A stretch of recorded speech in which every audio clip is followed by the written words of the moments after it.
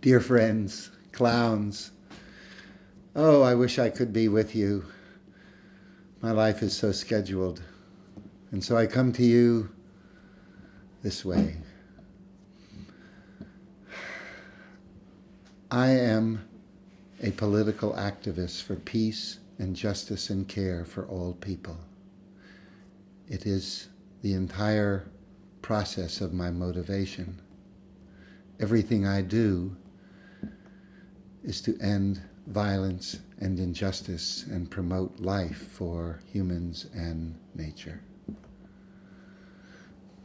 I started clowning to protect myself from bullies, and then I started clowning because what I really wanted to do was to get love close to people, and people are so unconnected that I found that clowning was a trick to get love close. So I've clowned every day for 50 years when I made this decision at 18. And I never took a course in it. I just did it every day. And I learned things like juggling and rope walking and unicycling, but I never used them in clowning. Because of this trick, I wanted to help people discover love for everybody. And I do love clowning in hospitals. I've done it in 71 countries. I estimate I've been at 10,000 deathbeds as a clown, with so much starvation, with 5 men who were hung the next day for capital crimes in Trinidad. And I love this. When I go to a hospital, I ask the staff, who is suffering the most? Because I want to go to them. Not because I think I have answers, but because I can be present and see what happens. I never care if anyone laughs or smiles. This is not my goal. Engagement is my goal. I want to be there. And I want to say to you who love clowning and would like the world to be a healthier place, consider being a clown all the time. When do you not want to be a clown? Who does not need you as a clown? If you ride the subway, it looks like all the people need a clown. If you go on an elevator and see a businessman in a suit who is clearly alone and hurt, what clown trick do you need to do to put your arm around them and engage?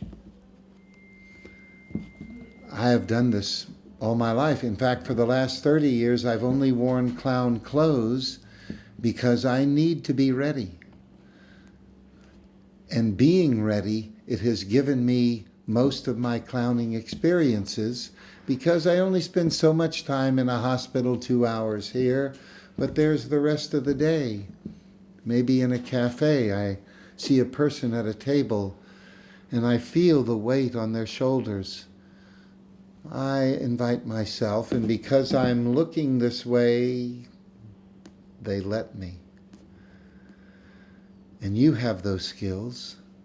You know, the clown trips that we've led, 170 of them in wars and refugee camps and disasters and all over the world, we take people with no training.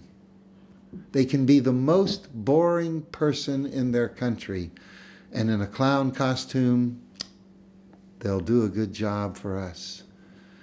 Of 6,000 people we've taken on a clown trip, only 5 did not work out.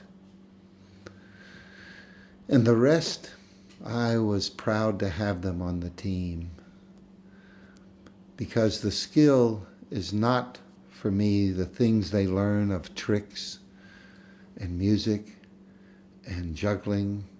The skill is, do they love people?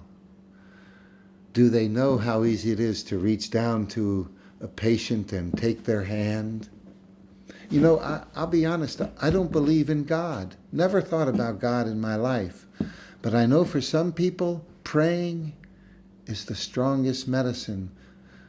So I become a Christian with a Christian, and a Buddhist with a Buddhist, and a Muslim with a Muslim. With all the sincerity, I get on my knees and I pray to their God, because I hold the sincerity of my love of people, and it translates out into Jesus Christ, or Buddha, or Allah. Because what do I care what works? What do you care what works? Your magic trick? Your juggling? So again, what I miss most about not being there, and Toshka and all the other friends that I know, Slava, who I've not seen for a while but had a chance to touch. Let's make a love revolution and use the trick of clowning.